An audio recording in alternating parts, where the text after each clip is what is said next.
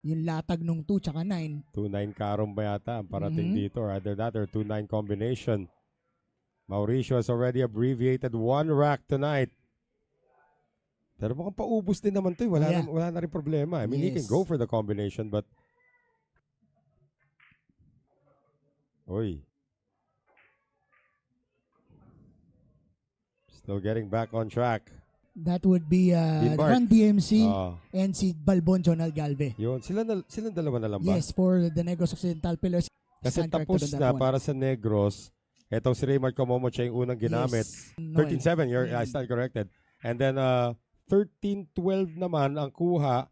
And Joe Lospuri ang natalo nga dito kay Demosthenes Pulpul sa kanilang last one-on-one matchup. 11-13 na naging scoreline nila noon. So nagiging nagkakapalitan na sila ng mga panalo rito. Mauricio with this 9 ball.